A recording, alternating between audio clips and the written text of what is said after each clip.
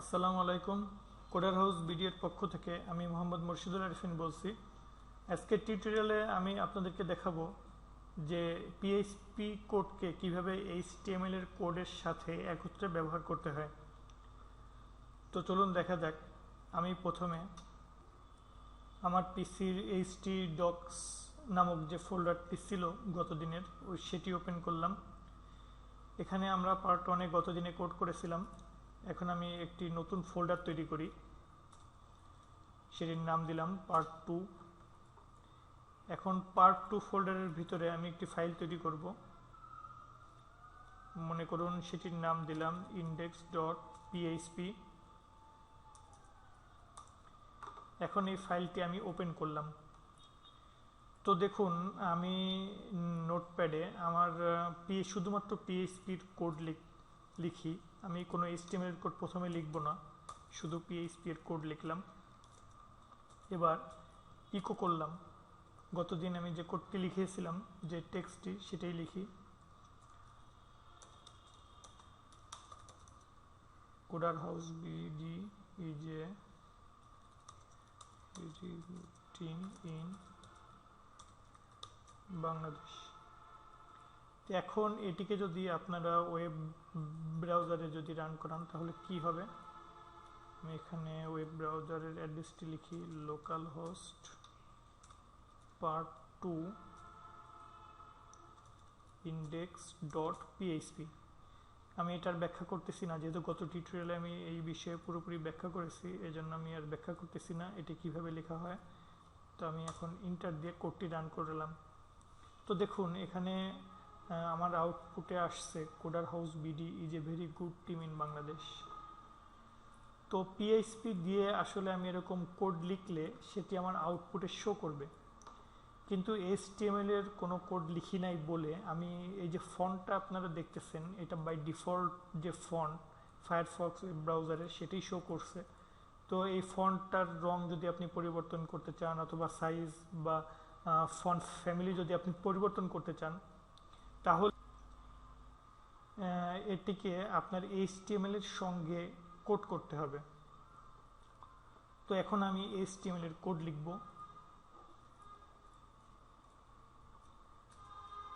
মনে করুন আমার এইচটিএমএল এর কোড ছিল এরকম।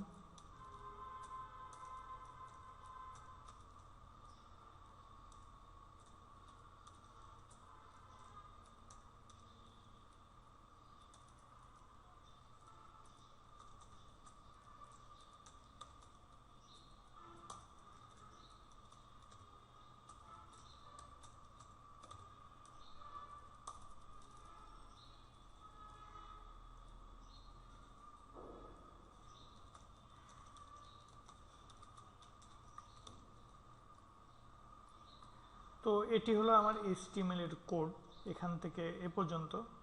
তো এখন এই যে পিএইচপির কোডটি আমি লিখেছি, এতে এইচটিএমএল শেষ হওয়ার পরে এরপরে আমি লিখেছি। তো এইচটিএমএল শেষ হওয়ার পরে লিখেছি, তারপরেও কি করবে, আমার এই কোডটি যদি আমি রান করাই আমার ওয়েব ব্রাউজারে, তো দেখবেন যে এইচটিএমএল এর পরে কোড লেখার পরেও পিএইচপির কোড ইকো করছে। ঠিক একইভাবে এই কোডটিকে যদি আমরা এইচটিএমএল এর উপরে লিখতাম তাহলে কি হতো, তাহলেও কিন্তু এই কোডটি আমার ঠিক মতোই রান করত। দেখুন যে আউটপুটে কোনো পরিবর্তন হয়নি। এখন এইচটিএমএল এর ভিতরে বা বাইরে যদি আপনি কোড লিখেন, তাহলে এইচটিএমএল এর ভিতরে আপনি যে এইচটিএমএল এর ট্যাগগুলি আছে, এক্ষেত্রে স্টাইল দিলে সেই স্টাইল কিন্তু এই কোডের উপর কাজ করবে না। সুতরাং আমরা এরকমভাবে আমাদের কোড লিখতে হবে। এইচটিএমএল এর পেজ শুরু করার আগে অনেক সময় কিছু কন্ডিশন বা কিছু শর্ত চেক করে আসা লাগবে, যেটা আমি আপনাদেরকে পরবর্তীতে দেখাবো পরবর্তী টিউটোরিয়ালগুলোতে। কিন্তু মানে স্বাভাবিকভাবে এই কোডটুকুকে আমরা এইচটিএমএল এর ভিতরেই লিখে থাকি। তো এখন এই কোডটাকে আমি কাট করে নিলাম, নিয়ে এই যে বডি ট্যাগের ভিতরে আমি এই কোডটি লিখলাম যে পিএইচপি ইকো দিয়ে। তো এখন দেখুন এটি আমি যদি রান করাই, তো এখনও কিন্তু রান করছে, অর্থাৎ এইচটিএমএল এর ভিতরে পিএইচপি ট্যাগ কাজ করছে। তবে এক্ষেত্রে একটা জিনিস মনে রাখবেন যে HTML এর কোনো কোড শুরু হওয়ার পরে যদি এর ভিতরে পিএইচপির কোনো কোড লিখতে হয়, অর্থাৎ আপনি যখনই পিএইচপির কোনো কোড লিখবেন সেক্ষেত্রে অবশ্যই সেটিকে পিএইচপির যে ট্যাগ, শুরু ট্যাগ এবং শেষ ট্যাগ এর ভিতরে লিখতে হবে। যেমন দেখুন, আমি এই ইকোর ভিতরে কোড লেখার আগে আমি এইচঅন ট্যাগের ভিতরে মনে করেন স্বাভাবিকভাবে একটি হেডিং নিলাম, this is a practice file. তাহলে আমার আউটপুটে কি আসবে ব্রাউজারে, যে this is a practice file. এরপরে আসছে যে coder house BD is a very good team in Bangladesh. তো এখন মনে করেন এই কোডের পরেও আমার আরেকটি কোড আছে, পি ট্যাগ ব্যবহার করছি আমি। এখন এই পি ট্যাগের ভিতরে আমি আরেকটি জিনিস লিখব যে থ্যাংক ইউ এভরিওয়ান। এখন এটিকে যদি রান করাই তাহলে দেখুন যে আমার স্বাভাবিকভাবে কোডটি রান করতেছে, যে প্রথমে এইচঅন ট্যাগের ভিতর যেটা লিখছিলাম সেটা শো করছে, এরপরে ইকোর ভিতর যে জিনিসটা লিখছিলাম সেটি আমাকে প্রিন্ট হয়েছে, এবং সর্বশেষ HTML এর ভিতরে আমি আরেকটি কোড লিখছিলাম যেটি হলো পি ট্যাগ, সেটিও আমাকে ওয়েব ব্রাউজারে শো করতেছে। এখন মনে করুন এই যে coder house BDA is a very good team in Bangladesh, এই যে টেক্সটটা আছে এই টেক্সটটিকে আমি H2 ট্যাগের ভিতর লিখব। তাহলে H2 ট্যাগ তো আসলে এরকম হয় যে H2 শুরু, H2 শেষ। এখন এই যে H2 এর ভিতরে যেটা H2 এর ভিতরে আমি এই টেক্সটটিকে লিখতে চাচ্ছি, তাহলে কি করতে হবে আপনার, এই যে পিএইচপির কোডটুকুকে এর ভিতরে আপনার লিখতে হবে, এবং এই কোড শুরু করার আগে H2 লিখতে হবে, যেহেতু H2 একটি HTML ট্যাগ, এবং যেহেতু ভিতরে ইকো দিয়ে আমি কোডটি লিখতেছি, সুতরাং এই ইকোটা হলো একটা পিএইচপি এর একটি ফাংশন। সো আমি এই ইকো দিয়ে যদি কিছু লিখতে চাই সেটিকে অবশ্যই এই পিএইচপি ট্যাগের ভিতরে লিখতে হবে। এরপরে স্বাভাবিকভাবে H2 ট্যাগটা আমি শেষ করে দিয়েছি, এন ট্যাগ ব্যবহার করছি এখানে। তো আমার পিএইচপির আউটপুটটা এই যে মাঝখানে যে টেক্সটটা, এই টেক্সটটা আমার H2 ট্যাগ দিয়ে লেখা হয়েছে। এখন মনে করুন যে এই যে H2 ট্যাগ, আমি এই H2 ট্যাগকেও পিএইচপি এর ভিতরে লিখতে চাচ্ছি, যে আমি চাচ্ছি যে আমার এই পুরাটাই এই H2 এর যে পুরা পোর্শনটুক আছে এইটুক আসলে আমি কোনো HTML ব্যবহার করব না, এই পুরা পোর্শনটুকুকেই আমি পিএইচপি দ্বারা লিখব। তাহলে আপনি কিভাবে লিখবেন? তো একটা জিনিস মনে রাখবেন যে পিএইচপি ট্যাগের ভিতরে যদি আমি কখনো HTML এর ট্যাগ লিখতে চাই তাহলে অবশ্যই সেটিকে ইকো এর ভিতরে লিখতে হবে। তো এখন দেখুন যে আমি এই যে H2, এটা হলো HTML একটি ট্যাগ, এটিকে আমি যদি পিএইচপির ভিতরে লিখতে চাই, আপনি যদি সরাসরি এখানে এইভাবে H2 লিখেন তাহলে আপনার কাজ করবে না, এটি ইরর দেখাবে পিএইচপিতে, এটি একটি ভুল। তো এটিকে যদি আমি সঠিকভাবে লিখতে চাই তাহলে এটিকে অবশ্যই ইকো এর ভিতর লিখতে হবে। তো আমি লিখলাম ইকো, এবং এটিকে অবশ্যই আমাকে ডাবল কোটেশনের ভিতর রাখতে হবে, এবং লাস্টে ইকো যে ফাংশন এটির নর্মাল আমি আগের দিন বলেছিলাম যে শেষ হবে সেমিকোলন দিয়ে, তো আমি সেমিকোলন দিয়ে শেষ করে দিলাম। তো এখন আমি এরপরে যে H2 ট্যাগ ছিল এই H2 ট্যাগকেও আমি কি করব, পিএইচপি এর ভিতরে লিখব। তো প্রসেস হলো একই রকম, যে ইকো আমার এটা শুরু এবং এটাকে এর ভিতরে রাখতে হবে। তো আমি কি করলাম যে HTML এর ট্যাগকে আমি ইকো এর ভিতর লিখলাম। আপনি ইচ্ছা করলে এই আপনার যে কোনো HTML এর যে ট্যাগগুলো আছে যে কোনো ট্যাগকে আপনি কি করতে পারবেন, পিএইচপি এর ভিতরে আপনি লিখতে পারবেন। আমি ইচ্ছা করলে এই যে এইচঅন যে অংশটুক ছিল এইটুককেও কি করতে পারতাম, ইকো এর ভিতর আমি এভাবে পিএইচপির ভিতর লিখতে পারতাম। তো এখন দেখুন এই যে H2 ট্যাগকে আমি লিখছি এর ভিতরে, তো আমাদের আউটপুট কেমন আসবে। আমি যদি এটাকে রিফ্রেশ করি তো দেখব যে আউটপুট একই রকম আছে, অর্থাৎ আমার আউটপুটের কোনো পরিবর্তন হয়নি, তার মানে H2 এভাবে কাজ করতেছে। এখন আপনি যদি মনে করেন এইচ অনকেও আপনি পিএইচপির ভিতরে লিখবেন, সেটাও লিখতে পারেন। আমি এখন এইচ অনের পুরা লাইনটা কপি করে নিলাম।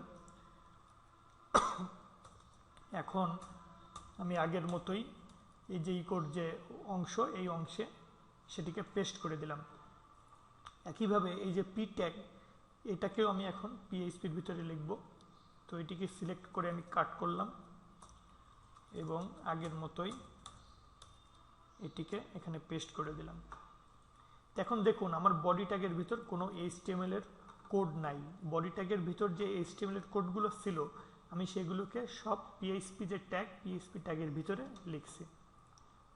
তো এখন দেখুন যে আমাদের আউটপুট কেমন হবে, একই রকম আছে। তো আমরা আসলে এইভাবেই কাজ করে থাকবো। আপনি ইচ্ছা করলে এই যে বডি ট্যাগ অথবা এই যে হেড ট্যাগ, এগুলিকেও কি করতে পারবেন, এগুলিকেও সবগুলিকেই পিএইচপি এর ভিতরে লিখতে পারবেন, কোনো সমস্যা হবে না। তো এটা হলো পিএইচপি এর সাথে এইচটিএমএল কিভাবে একত্রিত ইউজ করতে হয় সেটি আপনাকে বললাম। এরপরে আরও কিছু জিনিস আছে, যেমন এই যে স্ট্রিং, এইটুককে আসলে স্ট্রিং বলা হয়। এই স্ট্রিং লিখতে গেলে এই ডবল কোটেশনের ভিতর লিখতে হবে, কিন্তু যখন আপনি ভ্যারিয়েবল ব্যবহার করবেন তখন এই ভ্যারিয়েবলের মান, অর্থাৎ কোনো ভ্যারিয়েবল যদি ব্যবহার করে থাকেন সেটিকে আর ডবল কোটের ভিতর আমার লিখতে হবে না। তো এর পরবর্তীতে আমি যখন আমার টিউটোরিয়ালে ভ্যারিয়েবল বা স্ট্রিং এগুলো নিয়ে আলোচনা করব, তখন ওই জিনিসগুলা, এই ইকো এর ব্যবহারটা আপনাদের আরও পরিষ্কার হবে, আরও ক্লিয়ার হবে। তো এখন আমি আপনাদেরকে দেখাবো যে পিএইচপিতে কমেন্ট কিভাবে ইউজ করতে হয়। এখন আমি কমেন্ট সেকশন নিয়ে আলোচনা করব। আপনারা যারা এইচটিএমএল ব্যবহার করছেন, আমি একটি জিনিস শুরুতেই বলে নেই, আমি যে পিএইচপি আপনাদের আলোচনা করছি পিএইচপি নিয়ে, এর ভিতরে আসলে এইচটিএমএল এর বেসিক যে জিনিসগুলা আমি ধরেই নিছি যে আপনারা এইচটিএমএল শিখে তারপরে আসছেন। তো এরপরেও আমরা কিছু কিছু জিনিস আমার যেটুকু সম্ভব সেটুকু আমি টাচ দেব, আর বাকিটা আমি এই যে এইচটিএমএল এর ট্যাগের কাজ কি, হেড ট্যাগের কাজ কি, টাইটেল ট্যাগের কাজ কি, আমি ধরেই নিয়েছি যে আপনারা এইচটিএমএল পারেন। শুধু আমি পিএইচপি এর যে অংশ এইটুক নিয়ে আলোচনা করব। তো আপনারা যারা এইচটিএমএল করছেন তারা দেখবেন যে এইচটিএমএল এ কমেন্ট এভাবে ব্যবহার করা হয় যে একটা এই এক্সক্লেমেটরি একটা চিহ্ন, তারপরে এরকম দুইটা, এইটা ইউজ করা হয়। যদি এখানে আপনি যদি কিছু লিখেন তো এইচটিএমএল এর পেজে সেটি আপনার শো করবে না। মনে করেন আমি এখানে একটা টেক্সট লিখলাম,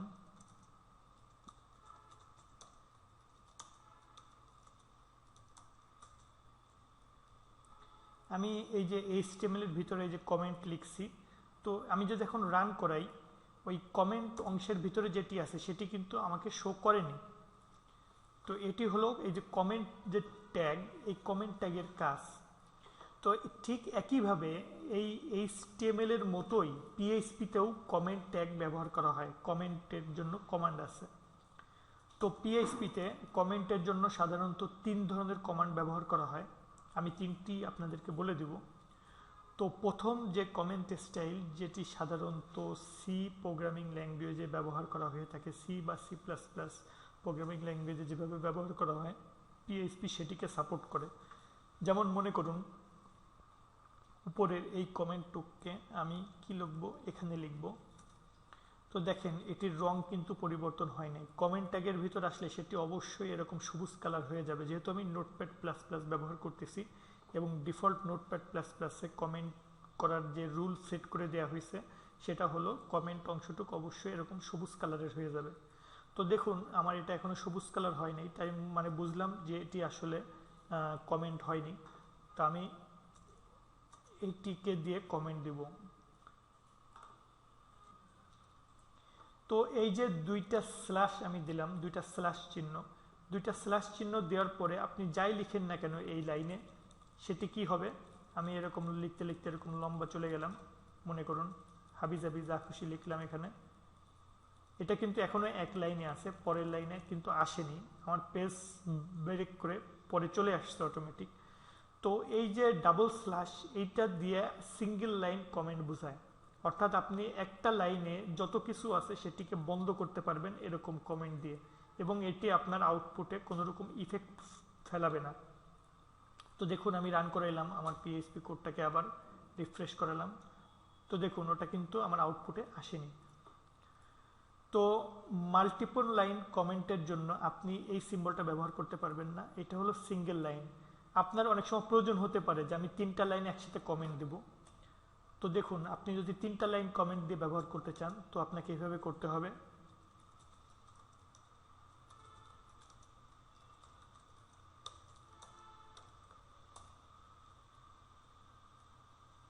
আবার কমেন্ট ট্যাগ ব্যবহার করতে হবে।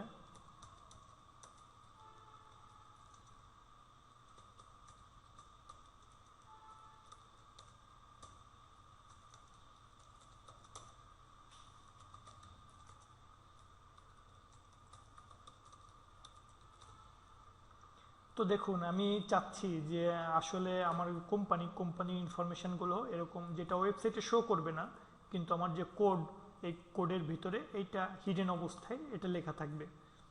তো সেক্ষেত্রে এরকম যদি 3টা লাইন থাকে তো আপনাকে এরকম 3বার এইটা ব্যবহার করতে হবে, এটা না দিলে কিন্তু কাজ করবে না।